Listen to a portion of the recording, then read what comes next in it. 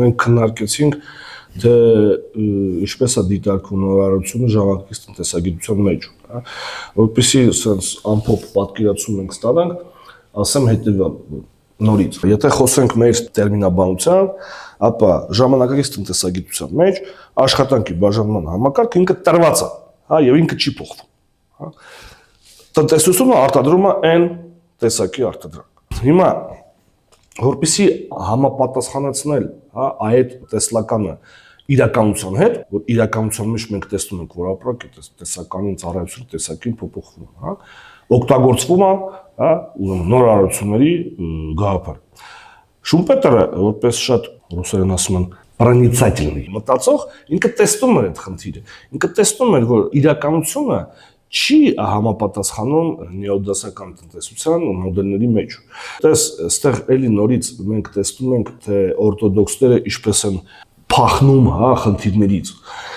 Տես, գիտական մեթոդը, ենթադրում է, որ առհասարակ տեսությունը պետք է համապատասխանի իրականությանը։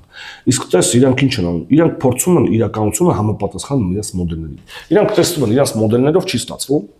իրականության մեջ տեսնում են այլ բան եւ ինչ են անում։ Ֆանտազիաներ միացնում են ու սկսում են մտածել, լավ, ինչ անենք, ինչ ոնց դզենք մեր մոդելը, որ ինքը համապատասխանի, որպեսզի իրականությունը համապատասխանի մոդելին։ Եվ օրինակ տվյալ դեպքում հայտնվում է նորարարություն։ Կարամ ուրիշ օրինակ բերեմ, ինստիտուտների մասին, ինստիտուցիոնալ տնտեսություն։ Նույն վիճակն է, ինչպես համապատասխանեցնել մոդելը եւ իրականությունը, որովհետեւ կան ինստիտուտներ։ Ինչու են որոշ ազգերը հարուստ, մյուսները աղքատ, որովհետեւ ընդ կան ինստիտուտներ, իսկ միանգամից հարց առաջանում, իսկ ինչպես են ստեղծվում այդ ինստիտուտները արդեն ստեղծված տնտեսության մեջ, պարզ չի, եւ դրա պատասխանը չկա։ Ու սկսում են այնտեղ ֆանտազիաները միացնում, այնտեղ որովհետև այստեղ կան էլիտաներ, այնտեղ բարի էլիտաներ, այստեղ ինչ չար էլիտաներ են, ու պետք է ձերբազատվենք այդ չար էլիտաներից եւ այլն, ֆանտազիաներ են։ Նույնը վերաբերում է նորարարությունը, դե որովհետև ուրեմն այստեղ ուրեմն արևմտյան աշխարհին կա նորարարը, դուք էլ նորարար չեք, գնացեք ուրեմն նստեք ավտոտնակներում ու գյուտեք։ Եթե չի ստացվում, ու լավ չեք գյուտում, լավ գյուտեք, չեք կարողանում եկեք մեր մոտ սովորեք, մեր դասընթացներին բավականին թանկ, իրականում մեր խորհրդատուներին կանչեք, իրանք ձեզ կբացատրեն, կսարքեն ժամանակակից, դուք էլ կսկսեք ուրեմն գյուտել եւ այլն։ Չնայած ասում են վերջին քանի տարի է, արդեն մի երկու սերունդ արդեն, ասում են, թե ինչ-որ գյուտարարներ մենք չունեցանք, էլի, Apple-ի կամ Amazon-ի մակարդակի, ինչ-որ նայում ենք միշտ ընդեղ են ինչ-որ գյուտերը հայտնվում, ոչ թե այսպես կոչված երրորդ երկրների աշխարհներում, եւ ոչ մեկի մոտ հարց չի առաջանում, իսկ միգուցե տնտեսական համակարգը կապ ունի գյուտելու հետ, դա պատահական ուրեմն գործընթաց չի, որ ասենք կապ չունի տնտեսությունը ինչ վիճակում է գտնվում, գյուտել կարող են բոլորը, եւ եթե չի ստացվում, ուրեմն դուք եք մեղավոր, մոտավորապես սա է եզրակացությունը։ Շումպետերը որպես, ինչպես դու ասացիր, խորաթափանցիկ մտածող տեսնում էր այդ անադեկվատ վիճակը, որ հնարավոր չի բացատրել իրականությունը մոդելներով եւ փորձում է շտկել, գիտես ինչին է նման, որ ասենք տունը օրինակ պատի վրա ասած ճեղ կա, չգիտես ինչ անես, բան նկար ես կախում, չերևա ուղղակի էլի պարզապես։ Այսինքն զամասկա ես անում, էլի, խնդիրը ինչ որ աչքերից մոտ, որպեսզի չերևա։ Դու խնդիրը չես լուծում իրականում, խնդրի լուծումը լրիվ այլ հարթության մեջ է։ Բայց որպեսզի պատկերելի լինի, այդպես ես լուծում խնդիրը։ Մոտավորապես նույն բանը այդ նորարարություններն են այսօր ժամանակակից տնտեսությունում։ Շատ ծիծաղելի է իրականում ստացվում, որովհետև մի գաղափար, որը ստեղծել են, հորինել են կարելի ասել, այդ ուրեմն պատի ճեղքը, ծածկելու համար ստացավ իր ուրեմն կյանքի ուղի ստացավ։ Այդ ինովացիոն դիսկուրսը ինքը շատ է տարածված եւ այն տարածում են հիմնականում ակադեմիական աշխարհի կամ այսպես կոչված պրակտիկ փորձագետները, ինչի համար, որովհետեւ դա շատ լավ գործիք է պետություններից կամ ինչ-որ այլ ուրեմն կազմակերպություններից ֆինանսական աղբյուրներ ստանալու համար։ Դու ասում են, նորարարություններն են, չէ՞, աճ ապահովում, ուրեմն դուք պետք է ֆինանսավորեք, որպեսզի մենք էլ գնանք նորարարենք։ Լավ չէ, Չի ստացվում, ուրեմն քիչ եք ֆինանսավորում, շատ պետք է ֆինանսավորեք։ Ինչ են ասում մեր այսօր գիտական աշխարհին, հա, մեր ուրեմն հատվածը, չգիտեմ, գիտական ակադեմիա, համալսարանների ռեկտորները եւ այլն, ասում են, շատ քիչ եք ծախսում քրտության վրա, շատ պետք է ծախսեք, պետություն, բյուջեից շատ պետք է հատկացնեք, այսինքն քիչ է, չի լինում եւ այլն եւ այլն։ Շատ հարմար տեսլական է, որպեսզի փող քաշել վերել հա այդ։ Թե ինչպես է տեղի ունենում, հա, այդ ամեն ինչը, հա, ասում, պատկերացում չունի ոչ ժամանակակից տնտեսագիտությունը, բնականաբար այդ մարդիկ են, որոնք շատ դեպքերում գրեթե բոլորը այդ տեսության ջատագովն են։ Որպեսզի այս մեր առաջի հատվածը ավարտեմ եւ սաղուն անցում կատարենք մեր երկրորդ մասին։ Երկրորդ մասում մենք խոսելու ենք իսկ եթե մենք ընդունենք աշխատանքի բաժանման գաղափարը, ինչպես կարելի է նկարագրել, հա, թե ինչ դեր ունեն ինովացիաները տնտեսությունում, ես մի պատմվածք պատմեմ, որը շատ լավ, հեքիաթ ավելի շատ, հա, հորինված, որը շատ լավ ներկայացնում է, հա, խնդիրը նորարարությունների։ Եվ ինչու այս ամեն ինչը չի աշխատում։ Հեքիաթը կոչվում է ուրեմն iPhone-ը միջնադարյան Հայաստանում։ Տես, պատկերացնենք sense վիճակ։ Ես ու դու ունենք ժամանակի մեքենա, հա, եւ կարող ենք տեղափոխվել օրինակ միջնադարյան Հայաստան։ Վերցնում ենք մեր հետ այս քանդում ենք, սա, հա, մասերի։ Միտեղ լցնում ենք ու հետներս տեղափոխվում ենք միջնադարյան, չգիտեմ, որի՞րդ դարը սիրում։ 13-րդ դարը, հա։ Գնում ենք այնտեղ արքայի մոտ, հա, ինչ որ, ասում ենք, գիտես ինչ, մենք մի հատ այնց բան ունենք, ապարատ ունենք, ապարատ բառը եւ բացատրենք իրան, հա, եւ այդպես մի հատ ինչ ունենք, գյուտ ունենք, հա, որը ընդհանրապես կփոխի քո կյանքը, հա, դու կկարողանաս օրինակ քո գործընկերոջ հետ, հա, որը գտնվում է ծովից այն կողմ, հա, իր հետ ուղիղ խոսես։ Ոնց, բան, բնականաբար մարդիկ ապշում են, զարմանում են եւ այլն, ասում ենք մի րոպե, հեսա մենք ուրեմն հավաքենք եւ ամեն ինչ կլինի։ Սկսում ենք հավաքել եւ տեսնում ենք, որ մի հատ լար մենք բաց ենք թողել։ Այսինքն քանդելու ժամանակ ինչ-որ մի բան ընկել է, մի հատ պրովոդ, հա, ընկել է, ու հիմա խնդիր է առաջացել, հա չենք կարող ստանանք, որտեղ այդ պրովոդը չկա։ Դե ինչ անենք, Վլադ ջան, պրովոդ է պետք, հարցնում ենք, ասում ենք, մեզ պրովոդ է պետք։ Մարդիկ ասես մեր վրա ասես աշկերը չռած նայում են, ասում են, պրովոդը ինչ է, ընկեր։ Հա, ասում ենք, դե էսենց բոմ, դե բնականաբար 13-րդ դարում պրովոդի մասին ոչ մեկ ոչի բան չի լսել։ Հա, մենք էլ ընկնում ենք այնտեղ իրանց ուրեմն շուկաներում բան, մարդկանց արեստավորներին հարցնում ենք, ով պրովոդ ունի, բնականաբար ոչ մեկ չունի։ Ասում ենք, լավ, չկա, արի մենք ստեղծենք, հա, արի մենք սարքենք պրովոդ, հա։ Ինչա պետք պրովոդ սարքելու համար, պետք է օրինակ ալյումին, չէ՞։ Ալյումին հարցնում ենք, ընկերներ, ձեր մոտ ալյումին կա, ասում են, մենք չգիտենք ալյումինի ինչ է, հա։ Լավ, չգիտենք, իսկ ով գիտի, էլի, հարցնում ենք եւ այլն, պատկերացում չունենք մարդիկ, ալյումին ինչ, ասում ենք, լավ, ալյումին չկա, դե ուրեմն ալյումին էլ պետք է սարքենք, հա, ստեղծենք, լավ ջան։ Ինչա պետք է ալյումին ունենալու համար, պետք է ինչ-որ հաստոց, հա, չգիտեմ, պրակատնի ստանոկ են ասում եւ այլն եւ այլն։ Դու եթե ալյումին չկա, բնականաբար կամ պրովոդ, դժվար է պրակատնի ստանոկ լինի, հա, 13-րդ դարի Հայաստանում։ Պրակատնի ստանոկ էլ պետք է սարքենք, ինչա պետք ստանոկը։ Դե պետք է փոխպատյա ինչ-որ գործարան լինի, չէ՞, երևի։ Հա, այսինքն ուրեմն ես ստանում, հա, եւ խոսքը ընդհանրապես մի հատ պրովոդի մասին է, հա, մնացած մասերի հետ միլիոնավոր, հա, դետալների մասին մենք չենք խոսում, մենք ընդհանրապես մի պրովոդի մասին ենք։ Если դու ստանաս մի հատ պրովոդ, հա, դու պետք է մի հատ ամբողջ ինդուստրիա սարքես, հա, սկսած հաստոցներ են պետք, գործարաններ են պետք եւ այլն եւ այլն եւ այլն, որը պարզապես անհնար է պատկերացնել հայ շուն միջնադարյան ոչ միայն Հայաստանում, ցանկացած երկրում։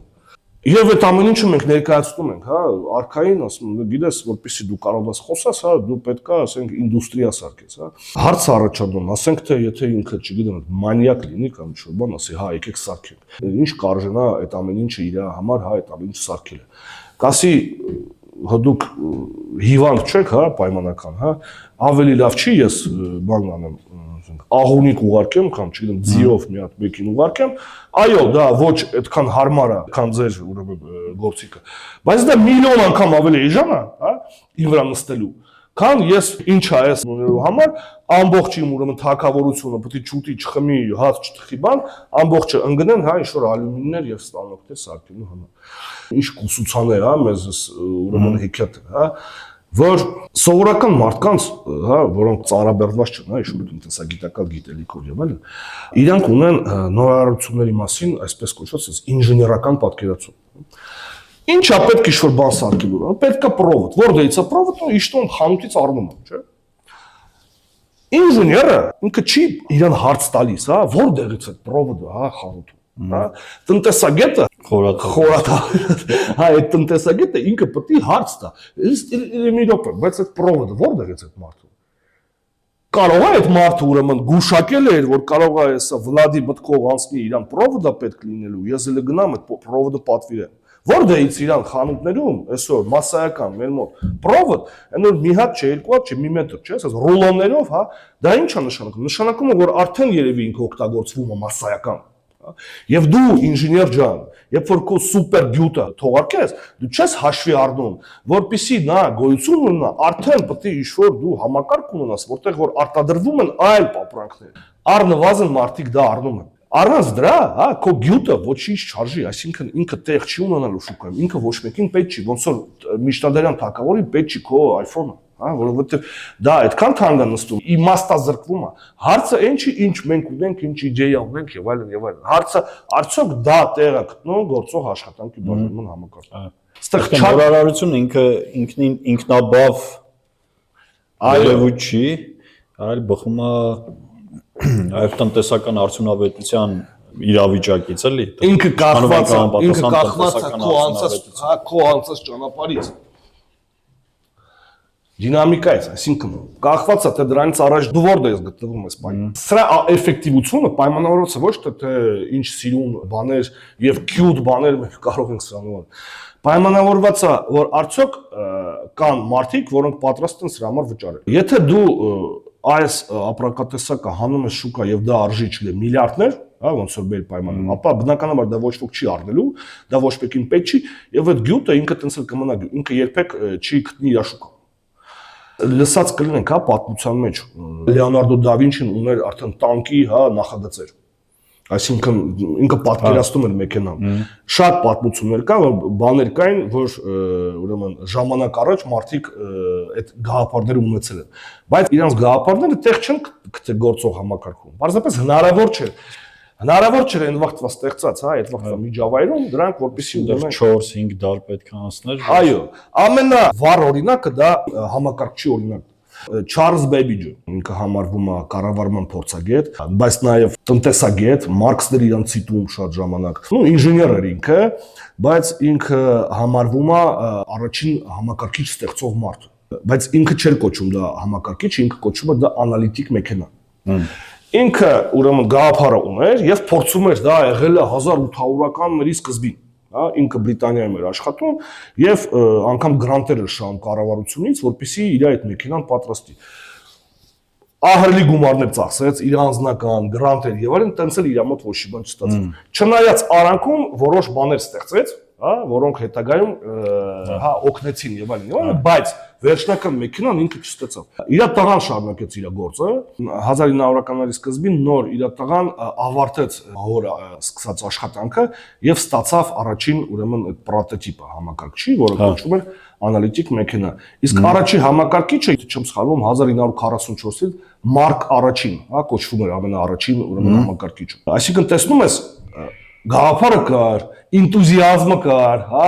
փողն էլ կար, այդպես էլ չկար, չէ՞։ Բայց մեքենան ինչքան ժամանակ անցավ։ Ինչու անցավ այդ ժամանակը։ Որովհետև 1800-ականներին, հա, տնտեսությունը պատրաստ չէր ապահովել քեզ մասերով, պրովոդներով եւ այլ ամեն ինչով։ Չկար այդ ամեն ինչը։ Անցավ ժամանակ, նոր կարողացան հնարավորություն ստեղծվեց, որպեսզի կարողանաս հավաքես, հա, այդ եղածը եւ քո միտքը դառնա իրականություն։ Իմիջիալոց Baby G-ն էլ համարվում է ինքը իր հետ էր աշխատում, ինքը համարվում է առաջին, այսօր մենք կոչում ենք այդ մարդկանց ծրագրավորող։ Ինքը առաջին ծրագրավորող։ Բաստան տենց ունիկալ ընտանիք, հա, շատ ժամանակից առաջ ընկած։ Baby G օրինակ ինքը շատ պատկերավոր է նորարարությունների իրական դերը տնտեսությունում պատկերացնելու համար։ Մենք բոլորս մտածում ենք, որ նորարար տնտեսությունը կախված է մեր գիտելիքներից, մեր իդեաներից եւ այլն, բայց մենք տեսնում ենք, որ դա այդպես չի, իրականությունում դա տենց չի։ Իզուր չէ, որ ես խոսք եմ տվել, որ մենք մի օր խոսենք Amazon-ի кейսի մասին, ինքը շատ ուսուցողական է այդ իմաստով։ Իզուր չէ, որ Amazon-ը 13 տարի եղել է ոչ վնասաբեր ֆիրմա։ Վնասաբեր ֆիրմա 13 տարի։ Եվ նոր հետո կթավի տեղը։ Դա էլ է կախված դրանից։ Գաղափարը կար եւ այլն։ Էլի օրինակներ, բազմաթիվ օրինակներ կան։ Ջեյմս Քեմերոնը, հայտնի ամերիկյան ռեժիսորը, որը նկարեց Տերմինատորը, Տիտանիկը, եւ Ավատարը։ Երբ որ ինքը նկարեց Ավատարը, երբ որ դուրս եկա, ինքը ինչ-որ հարցազրույցի ժամանակ ինքը ասաց հետևելը. ես այդ գաղափարը ունեի 30 տարի առաջ ֆիլմի։ Պարզապես տեխնիկական հնարավորությունը թույլ չէին տալի, որ ես այդ կինոն նկարանեի։ Նոր եկավ, զարգացավ տեխնիկան, այդքան որ ես նոր կարողացա նկարել, թե չէ գաղափարը ես միշտ ունեցել եմ։ Բայց կան գործոններ, որոնք սահմանում են արդյոք քո գաղափարը շուկայում այսօր ինքը տեղ կգտնի, թե չէ։ Շեշտեմ նորից, երբ մենք խոսում ենք կապիտալիստական տնտեսության մասին, Վլադ ջան, մենք երբեք չպետք է մոռանանք, որ ինչի որն է կապիտալիստական տնտեսության նպատակը։ Նորից, կապիտալիստական տնտեսության նպատակը ապրանք արտադրելը չի, ոնց որ բոլորը մտածում են, ոնց որ ներկայացվում, այս մոդելով։ Դա ներկայացվում է, որ արդյունքը եւ այլն, ինչքան շատ է կա։ Կապիտալիստական տնտեսության նպատակը վաճառելն է։ Վաճառելը շատ պայմանական եմ ասում, այսինքն շահույթ ստանալն է, եւ եթե այս արտադրանքը ինձ բերում է շահույթ, ինքը արտադրվում է, ինքը գտնում է իր տեղը։ Եթե ինքը չի բերում շահույթ, անկախ դրանից, ինչքանով է ինքը համապատասխանում իմ կարիքներին, բավարարում է իմ կարիքը, չի բավարարում, ինքը իր տեղը չի գտնում։ Եվ ինքը չի արտադրվում, սպասում է այն ժամանակին, երբ որ դա կբերի շահույթ։ Ավատարը բերեց շահույթ, այսինքն հաշվեցին, տեսան, որ հնարավոր է, ինքը նկարահանվեց։ Մինչև այդ ինքը, քանի որ շատ ծախսատրել եւ հնարավորություն չկար նկարել, սովորական շուկայական տնտեսության տրամաբանություն արտադրվում է այն, ինչը որ տեղ ունի շուկայում, եւ չի արտադրվում այն, ինչը որ տեղ չունի, անկախ իր առանձին որակներից։ Մենք ֆիքսենք այս մեր պատմությունը, մեր հեքիաթը, եւ արդեն կքննարկենք հաջորդ անգամ, եթե մենք հաշվենք առնում աշխատանքի բաժանման գաղափարը, ապա ինչպես կարող ենք բացատրել նորարարությունները։ Մեր մոտ արդեն նորարարությունը ինքը ուրիշ ստատուս կունենա։ Դրանով արդեն կարանք մենք խոսենք, արդյոք հնարավոր է, ինչ չէ, ինչ դեր են խաղում նորարարությունը։ Ես նորից եմ ասում, երբ որ ես քննադատում եմ ժամանակակից տնտեսագիտությունը, ինձ ասում են. դե հիմա ինչ ես ուզում ասես, հիմա նորարարությունները դեր չեն խաղում, դե իհարկե խաղում են, ով ասում չեն խաղում։ Բայց պետք է հասկանանք ոնց են դրանք, ինչ կապ կա այստեղ, ոնց որ անցած մեր ոդկասթում, չէ, մենք քննարկում ենք շահույթի բացատրությունը ըստ Բեն Բավերկի, որ ինչ է ասում, դե արտադրական գործընթացների տևողությունը աճում է, մենք տեսնում ենք, որ արտադրանքի քանակը աճում է, ուրեմն ստեղ կա պատճառը հետևանքային կապ։ Մեկը մյուսի պատճառն է հանդիսանում, բայց այդպես չի, չէ։ Կապը կա, բայց ինքը ուղիղ կապ չի, ինքը անուղղակի կապ է, աշխատանքի բաժանման միջոցով։ Այսինքն կա շուկա, դու անում ես աշխատանքի բաժանման, դու ուրեմն կարողանում ես ավելի արտադրես, որովհետև կա շուկա։ Չկա շուկա, Ռոբինզոնի մեր օրինակը։ Եթե չկա իր ձուկը սպառող, ապա ինքը ոչ մի իմաստ չունի, որպեսզի ինքը ցանց հագի, ինքը կդադարեցնի աշխատանքի բաժանման խորացման մակարդակը, մեր այս լեզվով ասած գիտատեխնիկական առաջընթացը կարտի վրա եւ դրանով կսահմանափակվի։ Նույնը ստեղ է, նույնը վերաբերում է ինստիտուտներին։ Եթե տնտեսությունը կարիք ունի ինստիտուտների, ապա այդ ինստիտուտները ստեղծվում են։ Եթե ինքը կարիք չունի, Ռոբինզոնին օրինակ ինչ անում ինքը, բացատրեք ինձ, ինստիտուցիոնալիստներ, սիրելի։ Ինչին է իր պետք օրինակ անկախ դատական համակարգ կամ սեփականության իրավունքի պաշտպանություն։ Ումից է ինքը պաշտպանվում, ինչ անում ինքը այդ ամեն ինչը։ Ասենք թե մենք զորով, կարանք դնենք այդ ինստիտուտը, ասենք չէ, պետք է լինի։ Լավ, եղավ, բայց նախ դա ծախսատար, այդ մարդկանց պետք է կերակրես։ Պետք է էսենց, ինչի համար։ Օգուտը ո՞րն է դրա։ Նույնիսկ նորարարությունների հետ։ Դրանք տարբեր ճյուղեր են, նույն, ասենք, այդ օրթոդոքսալ տնտեսագիտությունը, որը չի կարող բացատրի իր մոդելին չի անպատասխանում իրականություն եւ ինքը սկսում է միացնում է զոռա տալի ֆանտազիաներին ու սկսում են ինստիտուտներ, նորարարություններ եւ այլն եւ այլն։ Երբ որ տրվեց Նոբելյան մրցանակը, այս տարի, արդեն երկրորդ անգամ է առնվազն 2008 թվականից, այսինքն Պոլ Կրուգմանի մրցանակը ստանալուց հետո եւ որը համընկավ համաշխարհային ուրեմն ճգնաժամի հետ 2008 թվականից մինչև անցած տարի գրեթե տնտեսական աճի, զարգացման հետ կապված Նոբելյան մրցանակները չէին տրվում։ Արդեն երկրորդ տարի է տալիս են մրցանակ, որը այսպես թե այնպես կապ ունի, այսինքն մարդկությունը մտահոգվել է տնտեսական աճով, զարգացման եւ այլն։ Եվ Սրա հետ զուգահեռ քննարկում են նաև որ անցած տարի աճամողրուն է ստացել ինստիտուտների համար։ Ես վերջերս լսում եմ հարցազրույց ակադեմիկոս Արմեն Դարփինյանի, Հայաստանի վարչապետի անցյալում, որը նաև Սլավոնական համալսարանի ռեկտոր էր երկար տարիներ, երբ որ ես սովորում եմ եւ դրանից հետո նրա իր հարցազրույցներից մեկում շատ կոպիկ, շատ կոշտ արտահայտվեց աճամողրուի մասին եւ դրան անվանեց դատարկախոս։ Ասես դու դատարկախոս ես մարդ։ Մարդը ակադեմիկոս է, տնտեսագիտության դոկտոր, պրոֆեսոր եւ այլն եւ այլն։ Անվանեց դրան դատարկախոս այդ իր գաղափարի համար, որ ինստիտուտները կապ ունեն։ Բնականաբար ինստիտուտները կապ ունեն, ով է հերքում, բայց նախ գաղափարը նոր չի։ Դուգլաս Նորթն էր ստացել, 90-ական թվերին էլի ինստիտուտների համար։ Այսինքն այդ գաղափարը մարդը ստացող է վել։ Մի հատ էլ կողմից մարդ, որը էլի նորից ստանում է նույն բանը, ոնց որ ստացավ այս 25 թվի մրցանակակիրների մասով, որոնք հաստատեցին Շումպետերի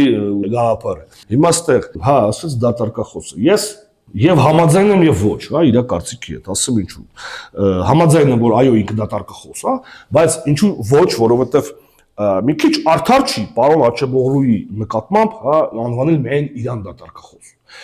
Չէ որ այդ մարդը ադինոկի վոլկ չի, ասենց ինքը իր համար ինչ որ բան։ Ինքը հանդիսանում է, մի հատ հանրության, ներկայացուցիչ։ Շվեդիայի բանկի կոմիտեն, որ որոշել է տալ իրան մրցանակ, դա մի ամբողջ հանրություն է, այսինքն մի ամբողջ հանրություն, որը այսօր կոչվում է օրթոդոքսալ տնտեսագետներ, լիբերալ տնտեսագետներ, համարում են, որ այդ մարդը ուրեմն արժանի է Նոբելյան մրցանակի իր գաղափարը, համալսարանը, որտեղ որ ինքը աշխատում է։ Մի ամբողջ հանրություն։ Բայց ինչ ենք մենք մենակ իրան կոչում դատարկախոս։ Եթե այդպես մոտենանք հարցին, ես կարծում եմ, որ ամբողջ ժամանակակից տնտեսագիտությունը կարելի է կոչել դատարկախոսն։ Այդտեղ ես համաձայն եմ։ Ասենց կստորագրեմ կպեջատեմ։ Ամբողջություն։ Ինչ ենք մենակ անվանում Աչեմօղլուին դատարկախոս։ Իսկ այդ վերջի ժամանակների այդ բովանդակային փոփոխությունը, որ սկսեցին Նոբելյան մրցանակներ տրվել տնտեսական աճի մասին խոսացող տնտեսագետներին, դա ըստ քեզ ինչով է պայմանավորված։ Ինձ թվում է, քանի որ քննադատությունը գնում է եւ շատ կոշտ քննադատություն։ Դες արդեն անվանում են դատարկ։ Причем Դարփինյան Արմենը նա մարքսիստ չի, նա կոմունիստ չի, նա լիբերալ հայացքներով գիտնական է։ Աշխատել է գիտական սֆերայում, եւ այլն եւ այլն։ Ինքը բավական լիբերալ, եթե արդեն լիբերալ հայացքներով մարդիկ են ձեզ անվանում, այսինքն շատ լուրջ խնդիրներ կան այդ ուղղության մեջ։ Եվ իրանք տեսնում են, իրանք այդ քննադատությունը տեսնում են, եւ իրանք ստիպված են, ինչ որ մի բան անել, արձագանքել։ Այսինքն դե մենք տեսեք, մենք խնդրեմը տեսնում ենք տեսնում ենք, որ դուք բոլորդ մտահոգված եք, եւ մենք փորձում ենք ինչ որ մի բան անել։ Մեր մոտ կարող է չի ստացվում, բայց ինչ որ մի բան ստացվում է, ինչ որ մի բան չի ստացվում։ Բայց դե համբեր եք, ամեն ինչ միանգամից չի լինում, Մոսկվան միանգամից չի կառուցվել, էսա մենք մտածում ենք, ինստիտուտները զբաղված են, այնա տեսնում ենք, մարդիկ էլ կան դրանով լուրջ Նոբելյան մրցանակ ստացել, լուրջ մարդիկ են։ Նա զբաղվում են այդ թեմայով, դե հիմա սպասեք էսա մի բան։ Ինչ կնի թե չի լինի, Ես շատ խիստ կհասկացում եմ, որ գործող աշխարհայացքով եւ գիտական մեթոդներով, որոնք կիրառվում են, հնարավոր է ինչ-որ կտրուկ ռադիկալ փոփոխություններ։ Կոսմետիկ փոփոխություններ հնարավոր են։ Մենք տեսնում ենք կոսմետիկ փոփոխություն, տարբեր ճյուղեր են բացվում, վարկագծային տնտեսություն, behavioral economics, վարկագծային։ Այո, վարկագծային տնտեսագիտություն։ Ինստիտուցիոնալ արդեն բավական երկար պոպուլյար է։ Ինովացիոնը արդեն ինքը շատ վաղուց թեմա է, բայց դա զարգացնում է։ Մաթ մոդելավորման, մաթեմատիզացումը, էկոնոմետրիկան եւ այլն, դա առանձին ուղղություն է, որտեղ որ փորձում են ասում են դե հիմա կարող է մաթեմատիկան էս նոր էս մեջ արդեն զարգացած եւ այլն կարող այնտեղ փորձենք։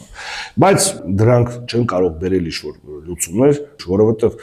խնդիրը նրանում չի, որ մենք քիչ ենք մաթեմատիկա օգտագործում։ Խնդիրը նրանում չի, որ մենք չգիտենք ինստիտուտները ինչ են կամ եւ այլն։ Խնդիրը նրանում չի, որ մենք նորարար չենք։ Եվ բնականաբար խնդիրը դրանով չի, որ վարկագծային տեսությունը ինչ ուղղություն է, որ ժամանակակից օրթոդոքսիա իր հիմքում ունի ինդիվիդուալ կերպար, որը ինքը կոչվում է ռացիոնալ մարդ, homo economicus, ոնց որ ասում էր Ադամ Սմիթը։ Դա ռացիոնալ մարդ, ռացիոնալ ինքը դու ամեն ինչ գիտես, դու եւ այլն։ Սա սպետ պատկեր են նկարագրում, որը պրոստը իրականության մեջ գոյություն չունի։ Եվ դա շատ մեծ քննադատություն առարկա է նորից, որ դուք մոդելավորում եք ձեր տեսությունները ունենալով մի օբյեկտ, որը գոյություն չունի ընդհանրապես իրականության մեջ։ Ինչ են ասում behavioral economics-ի ուրեմն կողմնակից։ Ասում են դա երևի սա է խնդիրը, եկեք մենք մոդելավորենք տնտեսությունը, ու դե որ ընդունենք, որ մարդը ռացիոնալ չի։ Լավ, բա որ եթե ռացիոնալ չի, բա եկեք ուսումնասիրենք, իսկ ինքը ոնց է որոշումներ կայացնում, հա, եւ զարգացավ մի ճյուղ, սկսեց դա Կանեմանի, Դանիել Կանեմանը, լսած կնես, գիրք ունի մի հատ «Думай медленно, решай быстро»։ Ինքը ընդհանրապես ինքը տնտեսագետ չէ, ինքը փսիխոլոգ է, հա, հոգեբան է։ Այսինքն այդ ուղղությունը գնաց դեպի հոգեբանություն, տնտեսագետների դրի մի կողմ, ասին հոգեբանները, մենք դուք մի բան ասեք, մարդը ոնց է որոշումներ կայացնում։ Ով սկսում են հարցը նորից նրանում չի, որ մենք ռացիոնալ ենք թե չէ։ Մենք ինչքան որ պետք է, հա, ռացիոնալ ենք։ Օրինակ 1-ը 2-ից կարող ենք տարբերենք, հա, 1000 դրամն է շատ, թե 2000-ը։ Եթե այդքանը կարող ենք տարբերենք, ուրեմն մեր խնդիրների 95%-ը մենք կարող ենք լուծել։ Այդ ռացիոնալության մակարդակը մեզ բավարար է։ Այն ռացիոնալությունը, հա, եւ ոնց ենք մենք որոշումներ կայացնում եւ այլն, ընդհանրապես կապ չունի մարդու, հա, վարկագծի հետ, մարդը ոնց է որոշումներ կայացնում։ Ինչ գիրք ես այսօր տալու ես դիտողների ովքեր ինչով վերջ նայեցին ու եկան հասան այս զոմբի տնտեսություն, զոմբի տնտեսագիտություն ավելի ճիշտ, ինչպես մահացած գաղափարները ապրում են մեր մեջ, հա, քայլում են մեր մեջ, հա, եթե բառացիորեն թարգմանենք, հա, սա ուրեմն Ջոն Քուիգինի հայտնի գրքերից մեկն է, Ջոն Քուիգինը ինքն բավականին հայտնի տնտեսագետ է, ավստրալիացի տնտեսագետ է, շատ պարզ լեզվով է գրած, կարիք չկա մարդը լինի տնտեսագետ, շատ պարզ, հասանելի մարդկանց համար է գրած եւ քննարկում է շատ կարեւոր խնդիր։ Խոսքը վերաբերում է տեսական այն գաղափարների մասին, որոնք ժամանակին առաջադրվել են որպես խելամիտ գործող գաղափարներ, բայց չեն անցել ժամանակի փորձությունը չեն հաղթահարել, հա, այսինքն ժամանակի հետ մարդիկ հասկացել են, որ գաղափարները իրականում կեղծ են։ Այսինքն հասկացան որ գաղափարը կեղծ է, բայց շարունակում է գոյություն ունենալ մարդկանց, հա, գաղափարների շրջանում։ Ուրեմն այդպիսի գաղափարներից արդյունավետ շուկաների մասին գաղափար, հա, որ շուկաները ամեն ինչ կարգավորում են, ամեն ինչ ճիշտ։ Բազմաթիվ ճգտաժամեր եւ այլն տարբեր երկրների փորձեր ցույց է տվել, որ դա այդպես չի։ Բայց մեկը մարդիկ այսօր մոդելավորում են տնտեսությունը, ասում են, որ ուրեմն շուկան էֆեկտիվ է, շուկայից լավը չկա եւ այլն եւ այլն։ Սոցիալական ապահովության մասնավորեցում գաղափարը։ Առհասարակ կարելի է խոսել ընդհանրապես մասնավորության, հա, պրիվատիզացիա դա։ Բոլորը մտածում են, որ պրիվատիզացիան դա փրկություն է եւ արդյունավետ։ Այսինքն պետականից անցում դեպի մասնավոր, դա միշտ լավ է, դա միշտ արդյունավետ է, պետությունը վատ մենեջեր է, ոնց որ մեր մոտ միջև այսօր բազմաթիվ անգամ սա հերկվել է։ Հա, փորձից ելնելով տարբեր օրինակների վրա։ Մինչև այսօր մեր մոտ խոսում են, որ պետությունը շատ վատ մենեջեր է, վատ բիզնեսմեն է, մենք պետք է մասնավորեցնենք։ Եվ մի բան է, որ դու մասնավորեցնում ես ինչ-որ գործարան եւ այլն, միտեղ կարելի է հասկանալ։ Բայց արդեն գործը հասնում է, որ սոցիալական այո, այն ոլորտները, որոնք երբեք միշտ մարդիկ դիտարկում են, որ դա պետք է մի պետության հսկողության տակ, օրինակ չունի, առողջապահության համակարգ։ Կրթական համակարգը ես միշտ դեմ եմ եղել առնվազն երկու ոլորտի համար, որ երբեք շուկայական հարաբերությունները չեն աշխատի։ Կրթության համակարգը եւ առողջապահության համակարգը երբեք չի աշխատի։ Կրթության համակարգը ես վստահ եմ, ես աշխատում եմ կրթության համակարգում եւ տեսնում եմ, թե ինչ է անում այդ շուկայացումը կրթական համակարգի, ու նաեւ ստկալ է գումարը գիտականները, հա։ Եվ առողջապահության համակարգը դրա համար էլ շատ լավ սերիալ կա, բոլորին խորհուրդ եմ տալի, Դոկտոր Հաուս սերիալ։ Հա, բրիտանական, որտեղ որ նաև շատ լավ հենց առաջին սեզոնի ժամանակ ներկայացվում է կապիտալիզմի եւ կոմունիզմի բախումը, հա, եւ առողջապահության համակարգում, հա, եւ ինչա ստացվում։ Էլի տարբեր գաղափարներ կա, որը ինքը վիճարկում է, որոնք ներկայացնում են, որ իրենք ժամանակին եղել են